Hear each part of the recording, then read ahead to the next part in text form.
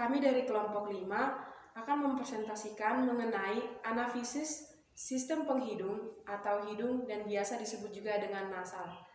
Berdirinya kami di sini untuk presentasi, bukan untuk berekspektasi, karena tingginya ekspektasi dapat membuat sakit hati. Maka dari itu, perkenalkan, nama saya Leonie Sirotang. Saya Yosalia Pinang. Saya Dame Christine Boro Panjaitan. Saya Farida Sinaga. Dan saya Surinda Bongnalo. Selamat menyaksikan. Saya akan menjelaskan mengenai struktur organ hidung. Hidung adalah organ pencium yang terletak di tengah-tengah wajah. Hidung manusia, ukuran dan bentuknya itu berbeda-beda. Ada yang mancung dan ada juga yang pesek. Umumnya sesuai dengan ras manusia dan faktor genetik dari orang tua. Bagian-bagian dari hidung. Yang pertama itu lubang hidung. Lubang hidung merupakan bagian yang mempunyai fungsi untuk melindungi hidung dari berbagai ancaman dari luar dan juga berperan sebagai pengaruh ukuran sesuatu yang bisa masuk ke dalam hidung. Bagian ini berkaitan langsung dengan rongga hidung. Diperoleh dua lubang hidung.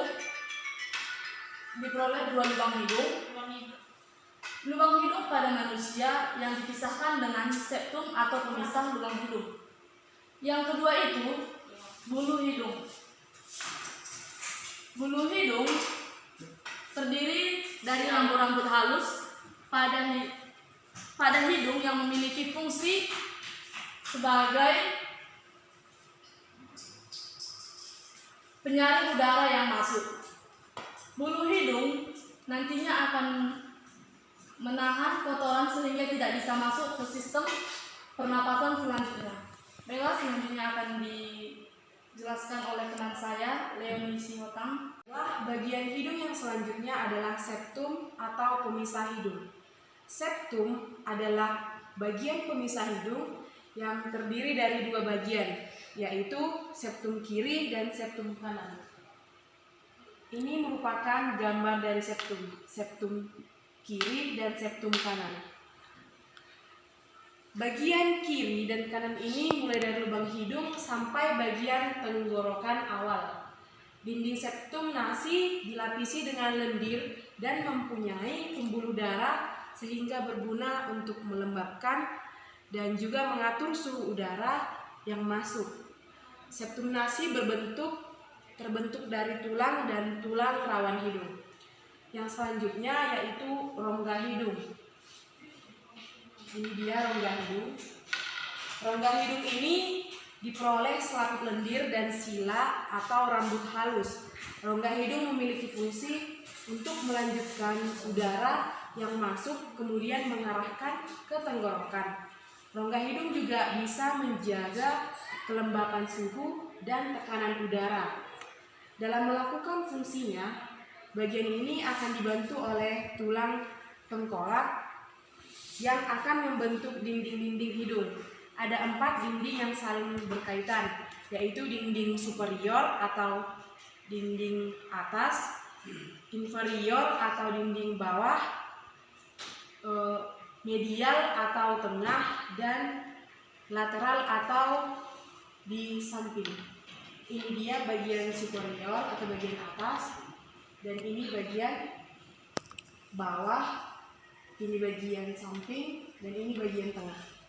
Dan akan dilanjutkan oleh teman saya. Akan menjelaskan saraf hidung atau saraf olfaktori. Saraf hidung atau saraf olfaktori ialah saraf yang berhubungan langsung dengan otak, yang memiliki fungsi sebagai respon utama dari indera penciuman.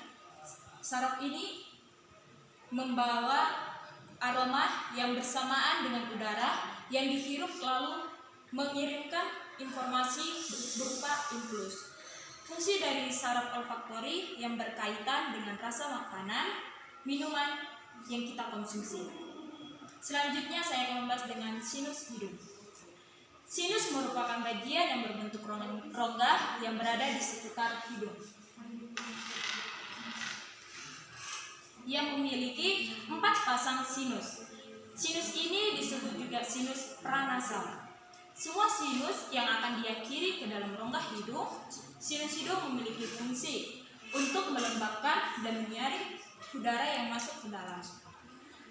4 sinus yang berada di manusia ialah maxillaris sinus yang berada di pipi, ethmoid sinus yang berada di antara mata, frontal sinus yang berada di dahi, dan juga superior sinus yang berada di dalam rongga hidung. Dan selanjutnya akan dijelaskan oleh teman saya. Di sini saya akan menjelaskan tulang rawan hidung. Tulang rawan hidung ialah bagian kuat namun elastis pembentuk bagian ujung hidung. Tulang rawan hidung yaitu berbentuk seperti ini, di sebelah kiri dan kanan, atau berada di tengah-tengah.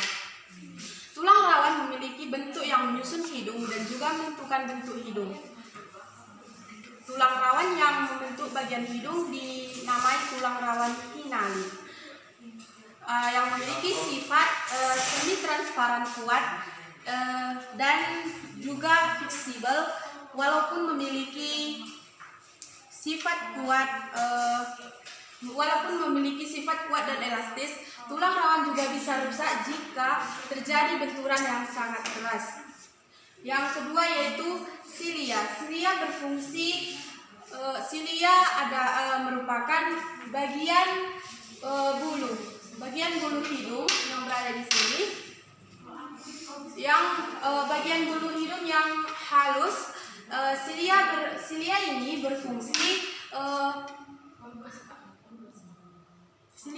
berfungsi penyaring pada udara yang masuk ke hidung.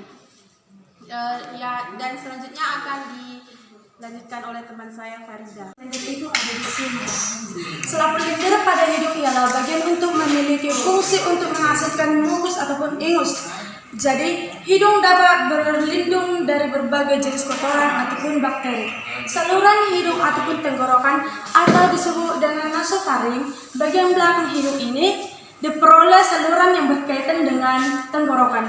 Pada nasofaring ada tuba opening dan juga toksil adenoid, saluran penghubung telinga dengan tenggorokan dan juga sebagai pelindung dari infeksi oleh tonsil adenoid. Demikianlah hasil presentasi dari kelompok 5. Kesepian tanpa kekasih. Cakep. Cukup sekian dan terima kasih. Nih.